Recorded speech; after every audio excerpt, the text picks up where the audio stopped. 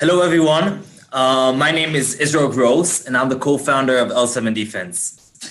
Thanks all for joining this webinar on DDoS mitigation. We are hosting today Ziv Gadot and Avi Nagar. Ziv Gadot is Red Button's founder and CEO.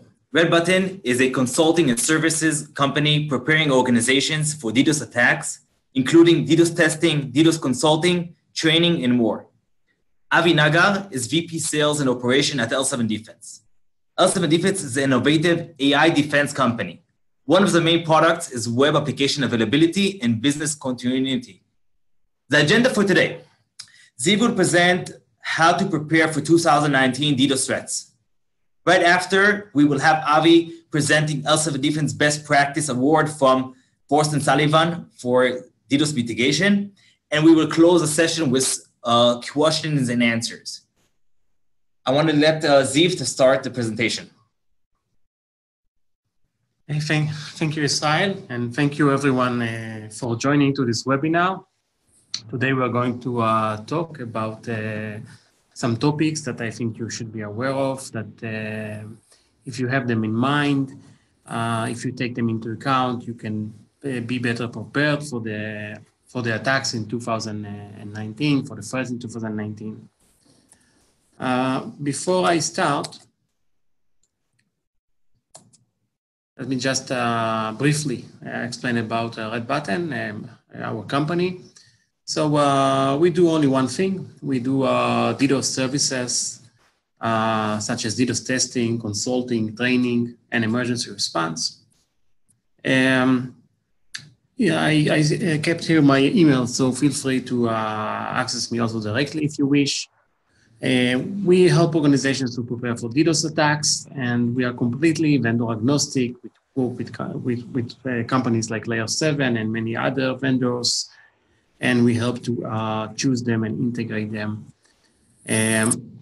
We work mostly with the financial sector and the gaming sector, which I can say are mostly attacked, but also the government, e-commerce, media, and transportation are the main industries that need to handle DDoS attacks. So mostly we cater those industries. The agenda for today is to talk about 4 different topics.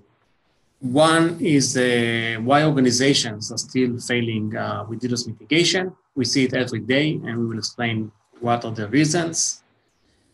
Secondly, we're going to talk about false positive during mitigation, something that I think organizations and people are not aware enough. We're going to talk about this problem and how to solve it. We're going to talk about HTTPS DDoS attacks, which I believe is the biggest blind spot that organizations nowadays have. And finally, we're going to talk about advanced and persistent DDoS attacks. How they look like, how you can know that you're inside such a campaign, and what to do. Before going into the first topic, let me just touch base and explain that DDoS is today a mainstream attack and a main threat to many organizations, depending of course on your business needs, on your services type, and so on. But DDoS, actually it was not like that in the beginning, even though DDoS exists for a very long time. Until 2011, DDoS was a minor issue in security and cyber. But since 2011, actually thanks to the anonymous group that made DDoS attack a popular one and a mainstream one, we still need to face today with DDoS attacks. And actually even today, when anonymous is not so active and not so active in DDoS, other groups which are working for ransom or competition or state-sponsored attack have discovered that DDoS is a very effective tool for them. And this is why we still need to handle it today, and the attack sophistication is only increasing. So why organizations are still failing with DDoS mitigation? Actually, there are many technical reasons. Sometimes they have chosen an inappropriate technology. In other cases, they have a good technology, but they didn't configure it.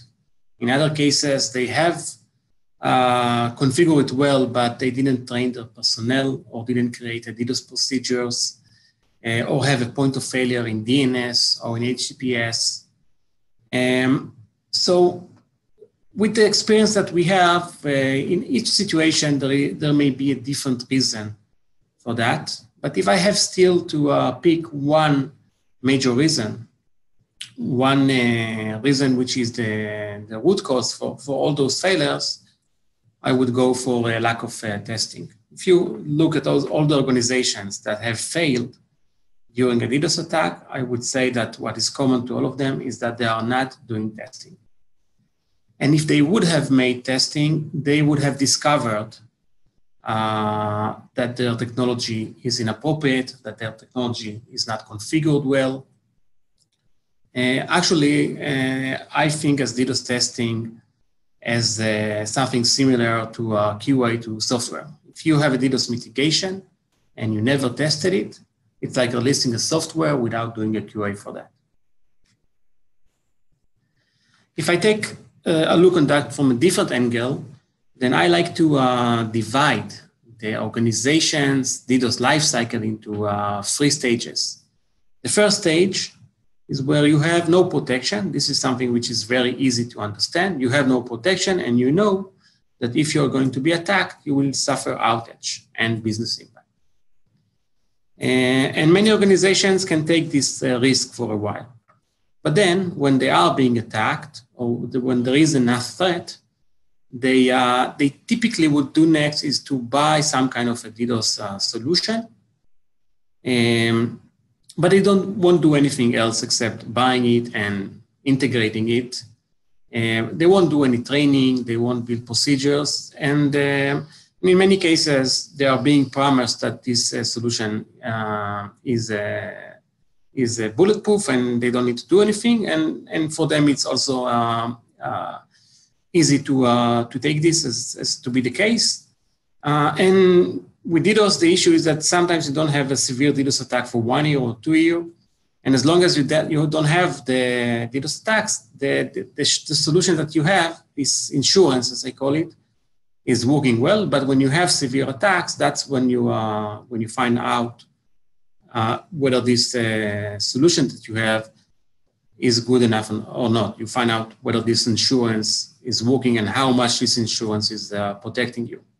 And for many organizations that have been quite idle until they have faced the first major DDoS attack with the solution that they have, for many of them, it's a bit surprising to see that they still have outage, and then they need to, then they realize that they need to take much more responsibility and to go from a DDoS insurance phase to a DDoS maturity phase.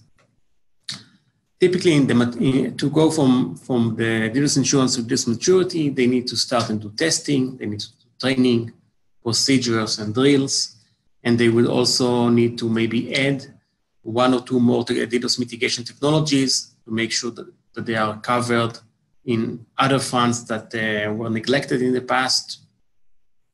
From a responsibility point of view, in the DDoS insurance phase, you shift the entire responsibility to your vendor. You say, okay, I bought this solution for a lot of money.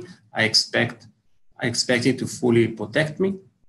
And when you reach the maturity level, you understand this is a shared responsibility, that you need to manage testing, that you need to train your personnel, and you cannot shift the entire responsibility to your vendors. You have to take ownership of your DDoS mitigation posture. Actually, some of the things like training your personnel and so on do not even relate to the vendors that you have. So even if you have the best vendors, if your NOC or SOC will not respond to a DDoS alert properly, it won't help you that you have excellent cloud protection or other kind of technology. And when you realize that, when your organization realizes that, typically this is where they improve their DDoS mitigation status. Okay, to the next topic, I will talk about false positives. So let's see what happens with DDoS mitigation. In DDoS mitigation, actually, you can divide the protection into two parts, detection on one hand and mitigation on the other hand. And with most technologies, until there is a detection of a DDoS attack, there is no mitigation. Until the technology knows or declares that there is a DDoS attack ongoing, it won't start to insert its mitigation technologies, which are quite intrusive and by themselves can cause impact to users. So that's the philosophy with most technologies. And you can go for a very long time and there will be no issues until the first attack will happen. So let's say that an attacker is now launching a DDoS attack. The DDoS mitigation technology is going to detect that, is going to kick in and to start to protect it by inserting some kind of technology. It can be a challenge technology or a rate limit technology or a behavioral technology. Some kind of technology is going to block this DDoS attacker, and let's assume that it's blocking it effectively. The problem is that you may find out that some of the users are also being blocked by that technology. In many cases, if the attack is short enough, you won't even be aware of that. You would just think that some of the users were unable to block because the servers were down. But if you have time to investigate that, or if the attack is long enough, you will see that actually the mitigation technology is the reason for some of the users that are being blocked. Let's take an example. Let's assume that the mitigation technology is a CAPTCHA that I'm assuming you're all familiar with. CAPTCHA indeed can block DDoS attacks, although in practice it's not a common, not a popular protection. And the reason is obvious. CAPTCHA can definitely block very effectively DDoS attackers. However, it will also block some users. Some of the users are not that successful in passing CAPTCHAs. Some of the users will see CAPTCHA and will just browse to another site. So CAPTCHA by itself cause some impact to users, cause some denial of service actually. As I said before, CAPTCHA is not being used that much for obvious reasons. There are, however, other kind of challenge technologies which are more transparent. The user is not even aware of them, like the JavaScript challenge. So JavaScript challenge, again, it's a kind of a challenge which tests if your clients can understand JavaScript. Most of the attacking technologies are unable to do so. But you may find out that some of your mobile users, for example, are unable to pass this JavaScript challenge successfully. So this is the issue. And this is the thing that you need to be aware of. This is what I'm trying to also explain to my customers, and here in this webinar also to explain to you, that you need to understand that once these DDoS mitigation technologies kicks in, they can also impact legitimate users. So this is the problem. How do we solve that? It's actually relatively easy once you understand the problem. So the idea is that in peacetime, not in wartime where it's very hard to detect, but in peacetime is to trigger manually the mitigation technology. Let's say that you trigger the JavaScript challenge. You can do it by launching a small scale DDoS attack, or sometimes you can just play with the thresholds and you can kick in the JavaScript challenge and see what happens. If you see that you have problems with mobile users, then you can, first of all, understand that there is going to be a problem. If you are going to use this JavaScript, this is going to be the problem. You can also quantify what would be its impact. Maybe its impact is something that you can live with under a DDoS attack. And you can also search for a solution. For example, you can look for another challenge, like a cookie support, which is, let's call it a softer challenge in JavaScript. And you can test that challenge and see that now mobile users are able to access the services and there are no more issues with the users. And then you get confidence that the cookie support challenge is the challenge that you will feel most comfortable with when blocking a DDoS attack. And now it's true that in some cases, the attackers are able to pass the cookie support challenge because it's not the strongest kind of challenge. And then you can decide what to do next. Maybe at that point, you can change back to JavaScript, but at least you will do it knowingly what is the impact on the user. Let's say that you know that it has impact on mobile applications. Okay, to our next topic, HTTPS attacks. As I mentioned before, I consider it to be the biggest blind spot of organizations nowadays.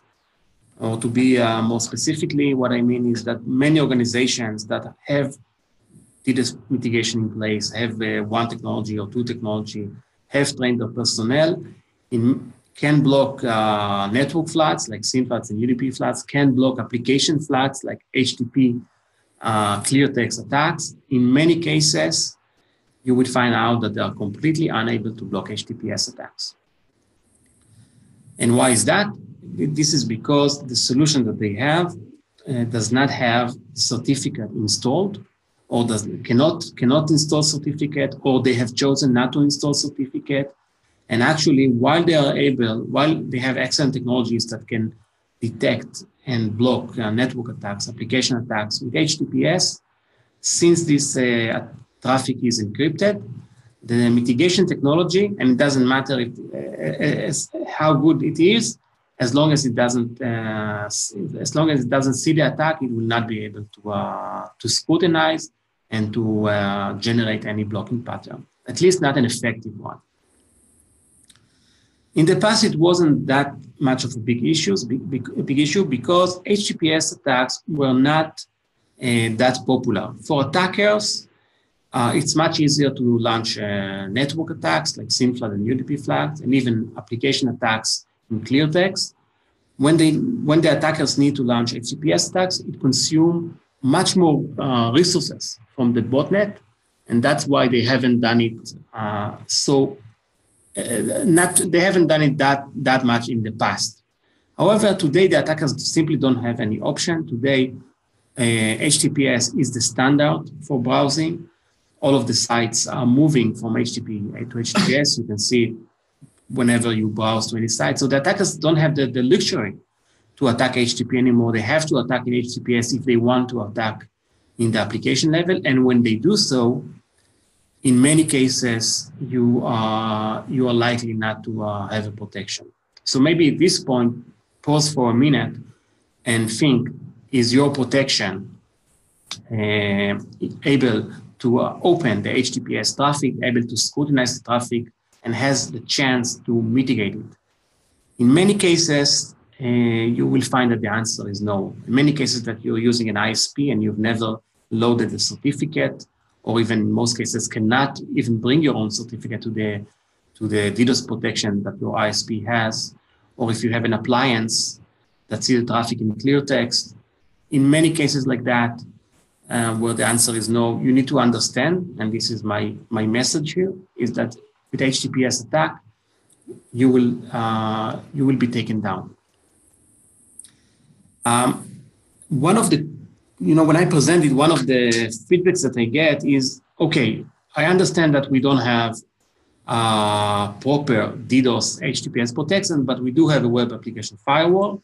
The web application firewall sees the traffic in clear text and can block the attack. So I have two comments to say on that. First of all, if you have a web application firewall, it's better than not having. The web application firewall can stop some type of HTTPS attacks, but keep two things in mind. First of all, and the more important point, is that the web application firewall is very deep in your network. Before you reach the web application firewall, you have to pass the internet pipe, the router or switch, the firewall, the load balancer, the SSL terminator entity, and only then, of course, typically speaking, you will reach the web application firewall.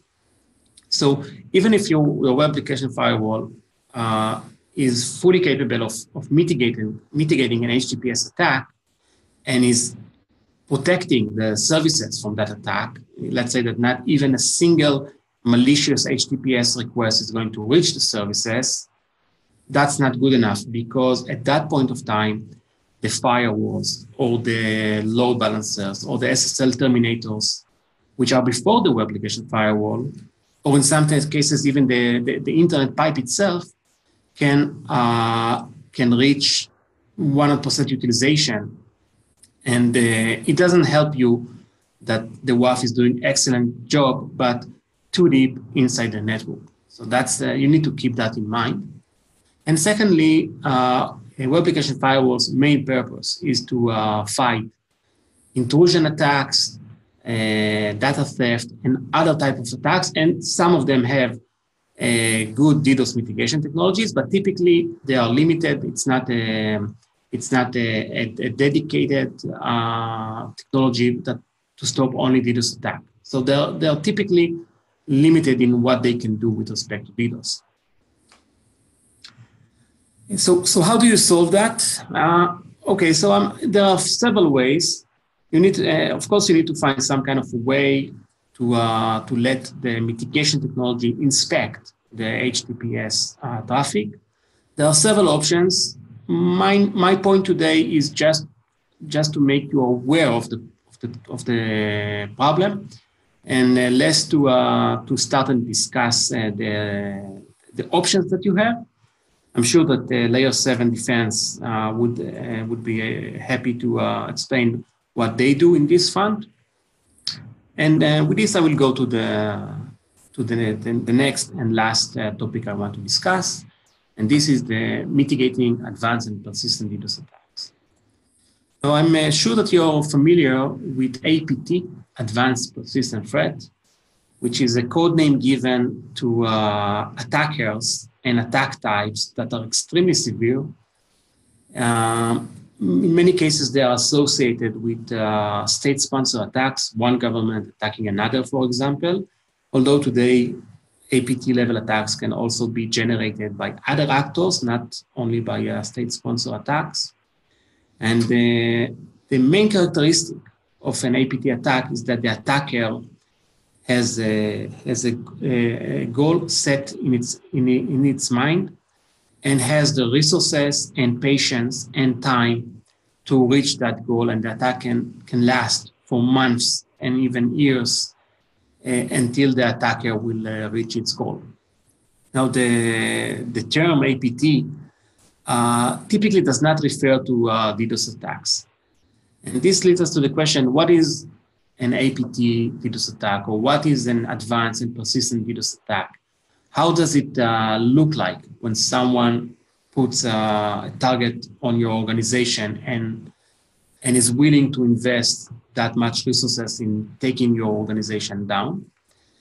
We have seen such cases in which organizations are being attacked for 1 month or for 1 year. So those attacks do exist. I believe that in many cases they exist for financial reasons, ransom reasons, and also state-sponsored attacks, like, again, one country attacking another.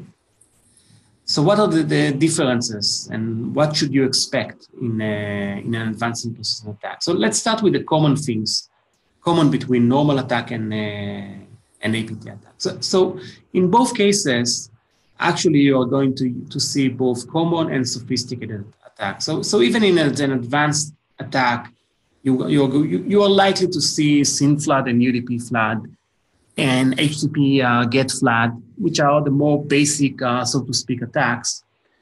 And you will see them because they are an effective attack vectors still today, and that's why you will see them on advanced attacks. And on the other hand, you may also see on normal attacks, you will see sophisticated attacks like a login flood and direct to origin, and more sophisticated attack vectors. So attack vectors by themselves, sophisticated attack vectors, are not yet an indication that you are being targeted by an advanced and persistent attacker.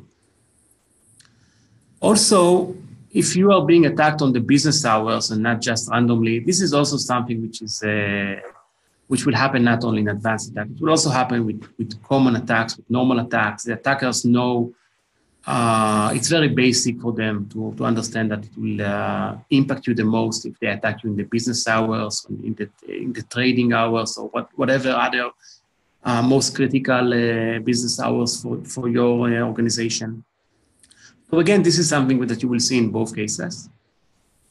And also, you'll see multiple attack vectors, both in normal attack campaigns and in advanced campaigns. So in normal attack campaigns, you will see a SYN flood, and then maybe a week later, you will see a UDP flood and an HTTP flood. Again, this is by itself does not indicate that you are under such an advanced attack campaign. However, in an advanced attack campaign, the multiple vectors will be more of an ongoing phase and very methodological. So it's going to be something more like this. You're going to see a SYN flood, which is going to cause an impact, let's say for 2 hours. And then after 2 hours, when you are finally able to block successfully the SYN flood, you will see that the attacker is immediately, you can just wait for 10 minutes or even just 1 minute, and the attacker will launch a UDP flood, which again will cause you impact, and you will need to mitigate again. And this process will go on and on. And you can see that the attacker in this case is much more resourceful. And this also indicates that the attacker has done actually some homework and has done what we call as reconnaissance. The attacker is, you can understand that the attacker is very familiar with your services. So, if you are able to mitigate successfully service A, the attacker will immediately switch to another service that you have. So the attacker has studied your services in advance. In many cases, it will download your client and analyze it with tools like Wireshark or Fiddler, or even do some basic reverse engineering on your tools. In many cases, the attacker will study your network and will know what are your network classes and what are your origin IPs, and will use all this information that the attacker had gathered before actually even the first attack vector started, and will use all this information during the attack. So this is something that you will feel and you will notice when you need to mitigate different attack vectors on different services that you didn't expect to get attacked. And finally, you will also see that the attacker is probably monitoring very carefully your services and knows when your services are up, when your services are down. And you will see that when you get an attack vector which is causing impact, the attacker will keep it running as long as there is an impact and you are unable to mitigate it. But as soon as you are able to mitigate this attack vector successfully, the attacker is going to monitor that and will detect that the attack is not effective anymore and will just stop it or switch to another attack vector. So how can you prepare for such an attack, for an APT, Advanced Persistent DDoS attack? So the first thing that you can do is do the usual things that you need to do anyway for normal attacks. Do DDoS testing, do configuration hardening, especially based on the testing findings. Do education and training for your personnel. Make sure that they understand how DDoS attacks look like and respond fast enough. And of course, make emergency procedures and playbook on how to respond to each kind of an attack. So those are the usual things. I have to say that in some sense, you cannot really prepare your organization for an advanced attack beforehand. And this is something that you need to handle once you know an attack. As an example, maybe I can say that it's like, how can you prepare a country to World War II? It's very hard to do so. It's something that once it starts, then you need to invest all those efforts. So once you realize that you are under a severe campaign and you had an attack maybe yesterday and maybe today, and you realize by the end of the day that it's probably not going to stop, it's going to stay for tomorrow or for a week or for a month, this is when you need to start and divert your entire IT department resources into preparing for sustaining such an attack. You will need to allocate teams that you never prepare to allocate for DDoS, and you will need to make sure how you can send some of the people to rest while others mitigate the attack, and how you can sustain this for a longer period of time. Maybe the one comment that I can give, the one advice that I can give is regarding the business procedures, and this is again something that we do with our customers. So typically organizations that are building procedures for DDoS attacks, they build technical procedures. If this attack will happen, we will do diversion, and then we will mitigate, and so on. And we need to assemble the security team and the networking team and the CISO and CIO and so on.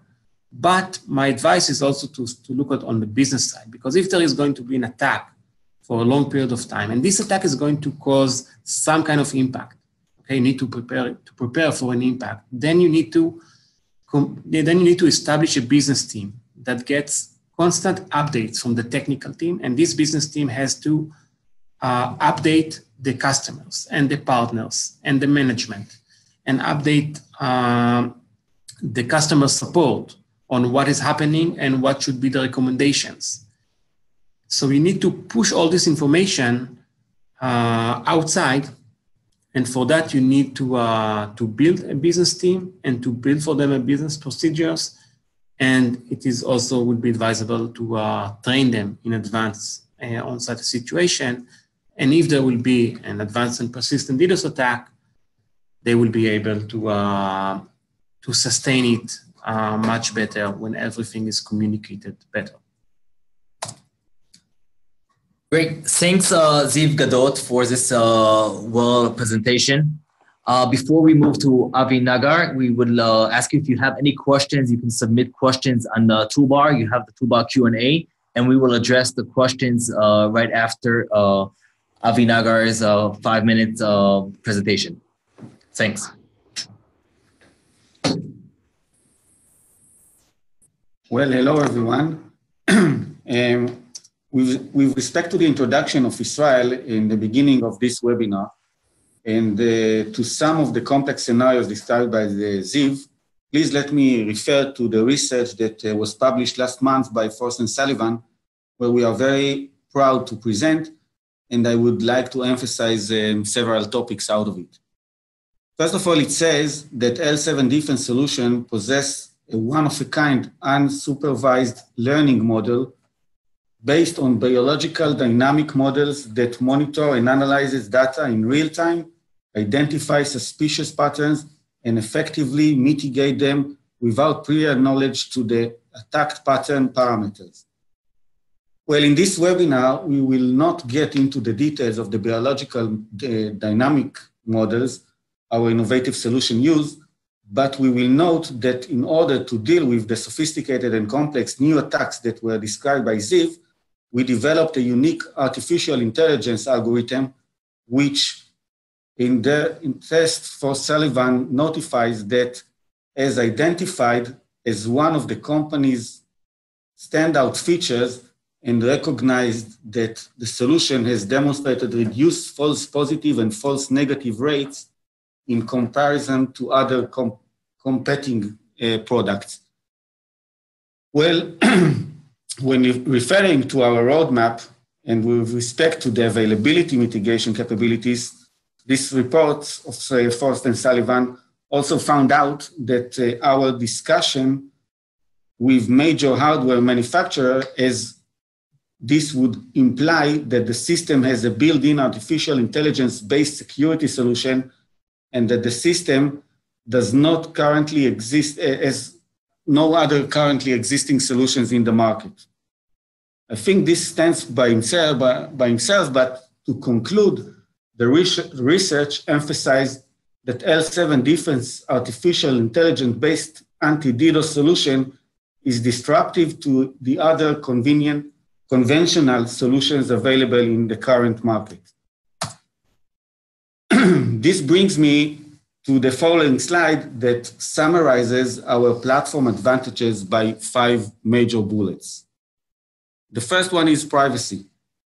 As many organizations avoid this decryption in cloud security services due to privacy regulation and to avoid the exposure of sensitive data, this decryption is done close to the application, which means there is no really inspection of application attacks before that.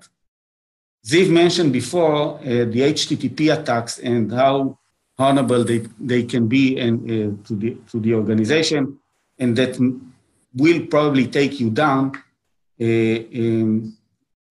unless you are using a kind of mechanism in the existing approach of the WAF solution, which is very, very limited.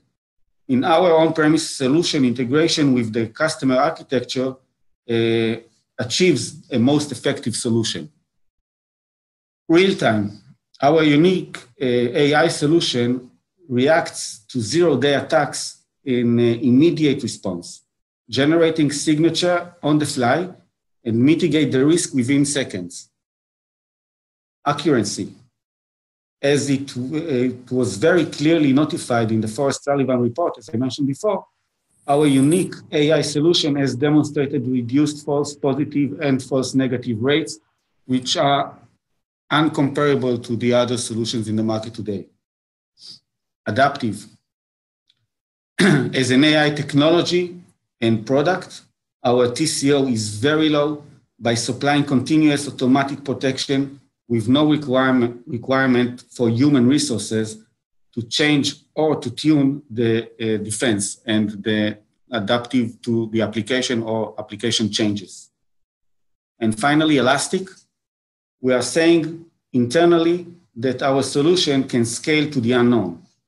What really means that our solution as standalone AI algorithm is not really sensitive to the scale, and we can elastically adapt the platform as a response to the attack throughput.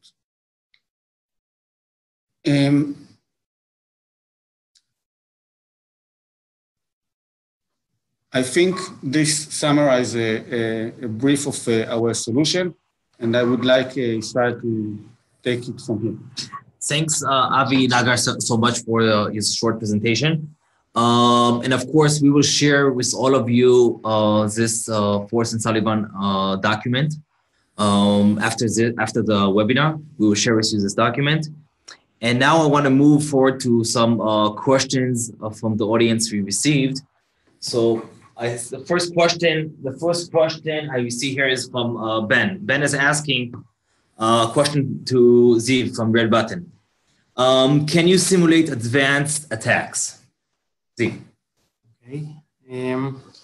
So yes, we have a DDoS simulation platform. It's a proprietary platform, and it can generate a DDoS attack. Actually, when you generate DDoS attack legitimately, the attack looks, and this is the point, looks exactly the same like a malicious attack that can attack you a day after. So the idea of this platform is to generate realistic DDoS attack. The bots are located all over the world.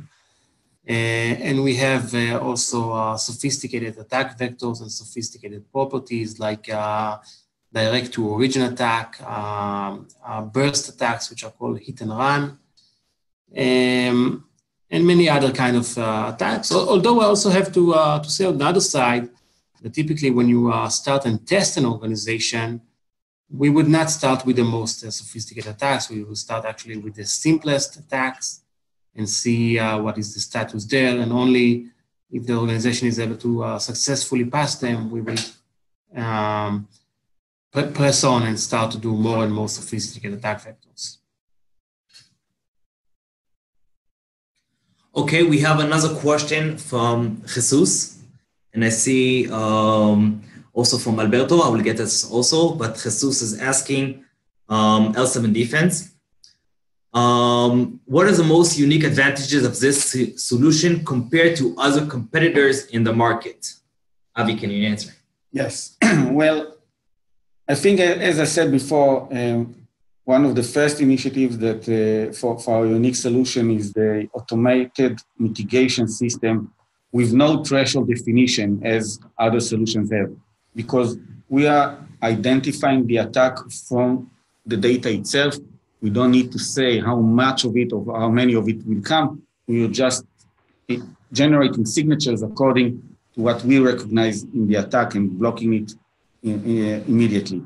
Secondly, I would say that our autonomous system is very unique. We don't need to use any external signature feed, any IP reputation, or bot intelligence, or any other method of external updates. We are analyzing it from the inside, from the data itself, and this gives us a very high possibility of dealing with zero-day attacks, because we don't need to say or to assume that we know something before the attack or something that was pointing to that specific attack. Other issue is the fast and easy installation with accurate machine learning capabilities that results to close to zero error rate, which I mentioned before.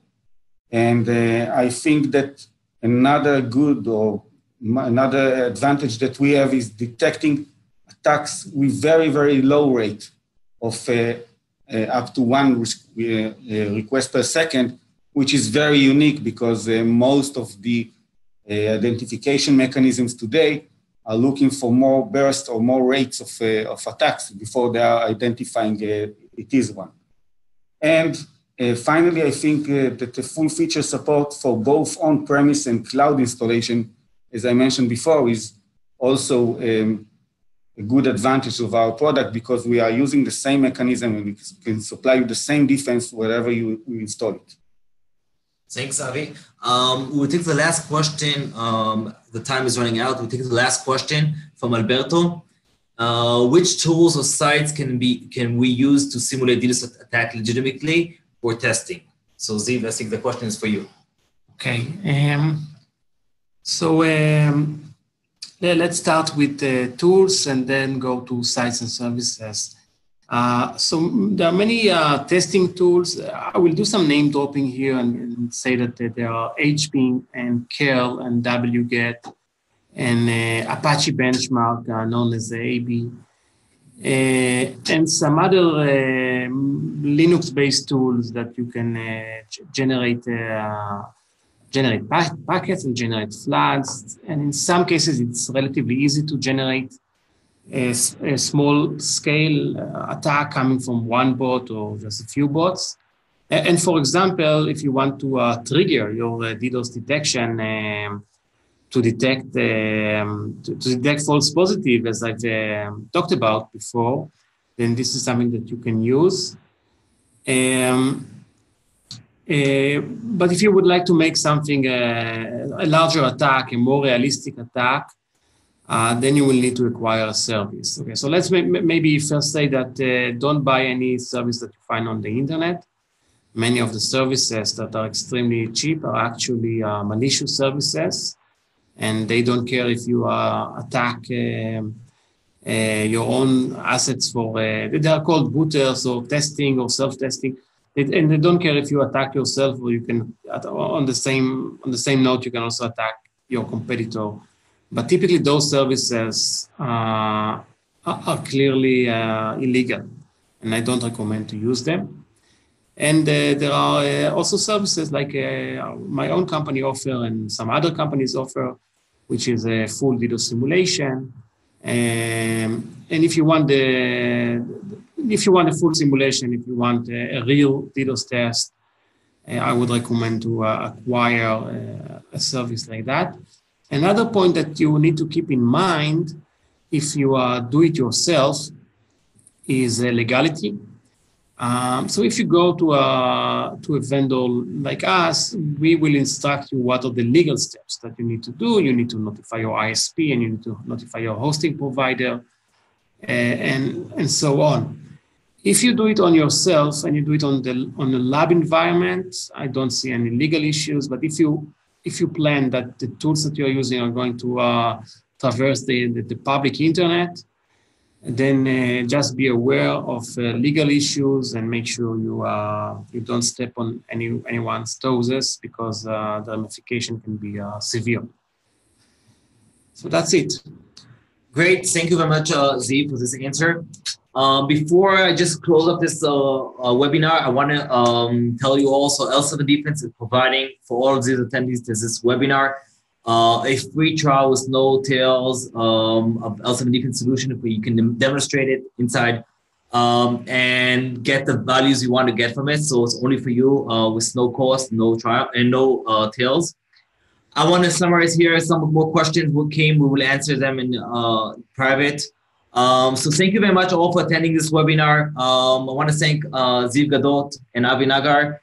Thank you very much, and looking forward to be in touch and for the next webinar upcoming soon. Thank you very much. Thank you.